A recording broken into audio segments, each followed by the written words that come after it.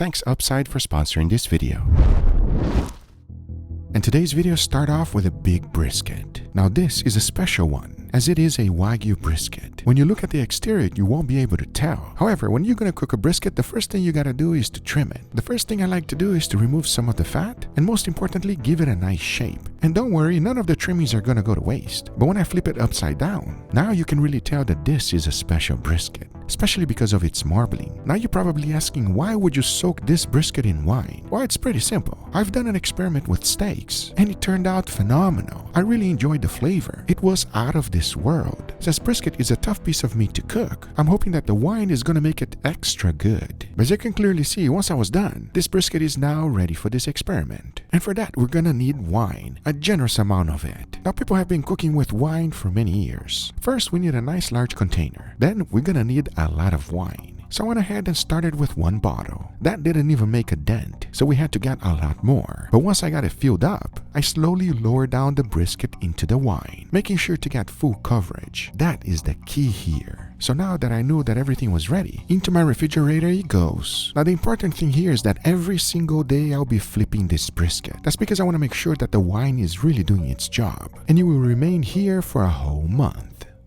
Once the time was up, I took it out and look. You can clearly see that the wine is no longer wine, and a lot of the meat juices got out. And as soon as I lifted the brisket, oh boy, this thing has completely changed. I mean, it's really expected to change color, but you can clearly see that the wine really did its thing. And as soon as I laid it down on the cooling rack, you can have a better view. This thing looks gnarly. And I'll tell you one thing, friends, the smell that is coming out of this thing is wonderful, especially if you love the smell of wine. And I have a feeling that it penetrated deeply in there. So my next step was to pat it dry. As of right now, I really had high hopes, and I think this is gonna turn out fantastic. Once that was done, I went ahead and transferred it to a cutting board. Now, at least to me, it looks like zombie meat. This thing is insane. However, it smells like blueberry candy. It is really wonderful. But now that we got this brisket ready, the next thing to do is to go ahead and get it seasoned. For that, I kept it real simple with a generous amount of salt and black pepper. Notice that I'm using coarse pepper. This will give a nice bark to the brisket. And obviously, always season both sides. Because once that was done, I wasn't finished. I'm gonna allow the wine to dry even more so that we can get a wonderful crust. So into the cooling rack it goes, and back to the refrigerator for an additional week. Once the time was up, take a look. This is what I expected. We got a nice little crust. The salt is completely gone since it penetrated deeply in there, and it is now ready for the smoker. And for today's video, I'm going to be cooking it in the offset. It produces an incredible flavor, and if you love barbecue, you can definitely tell the differences between this and a pellet cooker. The only big problem on cooking it here is that you really gotta control the fire, feeding it as many times as necessary for the entire cook. And this is gonna take a while. And as that was happening, it was perfect because it allowed me time to go ahead and make an awesome side dish. And this one is about to make everyone happy. And the best part is that it is super simple and easy to make. The first thing we need is some ribs. These are St. Louis ribs. Unlike the traditional way of cooking it, I'll be using it as a vessel. So I'm gonna go ahead and trim a little bit of the edges, as I need to make sure the whole thing can fold into itself. Once that was done, I went ahead and seasoned it with my barbecue rub. Next, to make things easier and smoother, I went ahead and cut up a little bit of the edges. That way everything will fold nice and easy. Because take a look.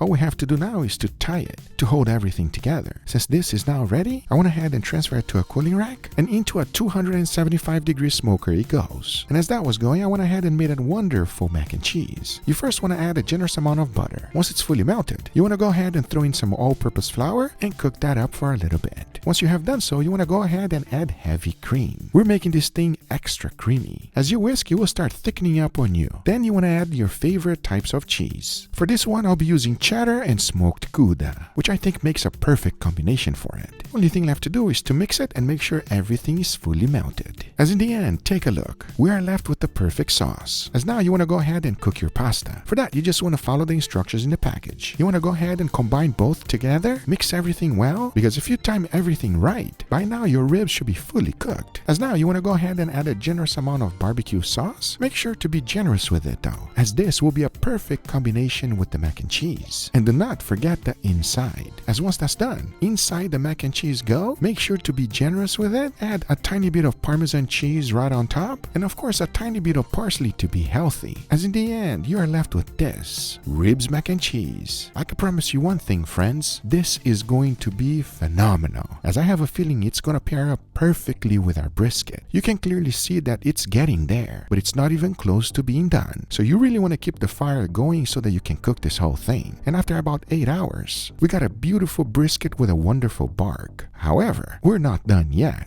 Inside I went and grabbed some parchment paper. Then I slathered a generous amount of wagyu fat. I made sure to cover the entire butcher's paper with it, because remember what this experiment is all about: wine. So I went ahead and placed my brisket in there, added a little bit more of that wagyu fat. I went ahead and wrapped the whole thing, made sure it was nice and tight, as back into the smoker it goes for an additional 4 hours. Once the whole thing was done, I let the whole thing rest in my oven overnight. As the very next day, I went ahead and opened the whole thing up, and take a look at this brisket. It is exactly what I was looking for. And obviously I did not let any of that juice go to waste. And as soon as I took my first slice, two things immediately hit me: the juiciness and the wonderful smell of bread. Every time I took another slice, it was smelling better and better. But now the question is, how will this brisket taste? Is this even worth it, or a complete disaster? Well, we're about to find out right now. As now I say, it is enough talking and it is time to eat, so let's do it. Before moving forward, I want to thank today's sponsor, Upside. The start of a new year is the perfect time to get your finances right. And in a time where things are starting to get more and more expensive, Upside is here to help people save money on everyday purchases. Upside is a free app that gets you cash back on daily essentials. I'm talking about gas, groceries, and dining. All you have to do is open up the app, find an offer on whatever you buy on Upside, pay how you normally would, follow the steps in the app, and get paid. The best part is that it is real cash back. No more complicated points or reward systems. Just straight cash to transfer directly to your bank account. With over 100,000 gas stations, grocery stores, and restaurants on the Upside app, you can earn cash back from all your favorite places. Whether I'm filling up my car at a Shell, getting lunch at Chipotle, or grabbing dessert at Dairy Queen, I'm constantly earning cash back. So what are you waiting for? Top Upside earners are making as much as $300 a month. To find out how much you can earn, click the link on the description to download Upside and use code GUGA10 to get an extra $10 cash back on your first restaurant or grocery purchase. Or scan the QR code here to claim this offer. Thanks Upside for sponsoring this video. Now, let's get right back to it. All right, everybody, and here we have our beautiful feast. Gentlemen, what do you guys think, huh? Guga, I'm hungry and it smells amazing in here. Yeah, so we have a little experiment going on. As you can see, I have some nice, beautiful brisket over here. This is a very special brisket. It took me a long time to make it. And most importantly, it is a Wagyu brisket. It's quite expensive, okay? I want your honest opinion. This is what we're judging. But first, before we try this, I want you guys to tell me about this. Can you tell what this is? I see ribs sticking out. That's right, it is ribs. So I'm gonna go ahead and slice this open. Check it out. This is to compensate for no control brisket, yeah? Wow, okay. So the idea here is you want to grab a piece of both at the same time to see the combination between them both, you know? I have a feeling it's going to be phenomenal. Come on, mac and cheese and ribs together. Is there any way that that's not going to be amazing? This can't be bad. All right, let's give it a try. Give me your honest opinion. Cheers, everybody. Cheers. Oh. That is the most incredible combination, seriously. It's in a whole nother level, everybody. When you combine ribs and mac and cheese together, wow, almost brings tears to my eyes. This is like butter on popcorn. I'm actually so surprised at how good this is together. This is delicious. That barbecue sauce caramelized beautifully on the exterior of the ribs. They're very nice and juicy on the inside too, but not like too tender where they're just falling off the bone. And it's really nice to get a little bit of sweetness with that savory, creamy mac and cheese. Damn. It is phenomenal. It's one of the reasons why when we make barbecue, we always have mac and cheese there. It's just like, highly recommend giving it a try. Give it a go, you're not gonna regret it. But now we're gonna go for this brisket. Now here's the deal with this brisket. You went through a big process. Smell it and let me know what you guys think. Let's see. What did you do, bro? This does not smell like a normal brisket. No, not at all. It smells a little bit smoky, but there's something here. Well, let's give it a try. Give me your honest opinion on this one. I really want to know. Cheers, everybody. Cheers.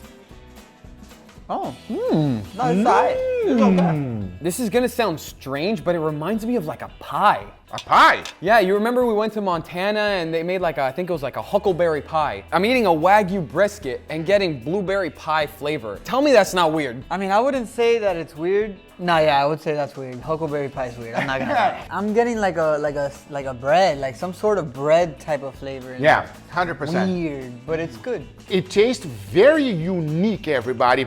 And since this is a Wagyu brisket, it brings down the fattiness from the Wagyu brisket. Yeah. It's in the fat. You can feel it in that. Like when the fat is melting in your mouth, you can feel that's a weird flavor there. Like Is it weird in a good way or in a bad way? Would you recommend this or not? What are you guys thinking? I actually think it's a good kind of weird. It's a good kind of weird. Okay. Yeah, because with brisket, and especially a Wagyu brisket, it can be a little bit overpowering with how fatty and rich and savory it is. But this flavor that you added to it mixes it up a little bit. It takes away a little bit of the savoriness, so it's not as overpowering, and you can kind of like enjoy the actual flavor of the smoke, the brisket, the meat more. I like it. I like it. I'm with you. You don't like it, you like it? I can eat this. This is okay. I would give it like a 7 or 8. Oh, 7, 8. Okay, out of 10. That's okay. I say it's weird, but I keep going back for more and more. Like it's unique, and it makes me want to keep eating it. It's good. By the way, I dry aged this one in wine. Oh, it's good. It's good. not bad at all. It's I think this guy was scared for his life on what I actually put it in there. But now that you know it's wine, it's not that bad. I don't get any wine flavor. I guess it's like a fermented flavor. That's why Yes, I the kept thinking fermentation of the bread. wine came through, and also I understand you're getting like a pie kind of feel. It's all the yeast and everything going on in there. It gives a wonderful flavor to the brisket. I have a feeling that if you enjoy wine, bread, and that fermented flavor, you will enjoy this brisket because it brings an additional type of flavor on the meat that is enjoyable, at least to me. I don't know about for you guys, but I enjoy it quite a bit. Look, we've had thousands of different briskets at this point, and I've never tried anything like that. That's It's quite saying something. unique. It's Yeah, good. 100%. We like funky stuff, and I like it. You like? I like it. You like? 2 thumbs up. There you go. I hope you guys enjoyed this video. If you did, hit that thumbs up. If you're not a subscriber, be sure to subscribe, and we'll see you guys on the next one. Take care, everybody. Bye-bye.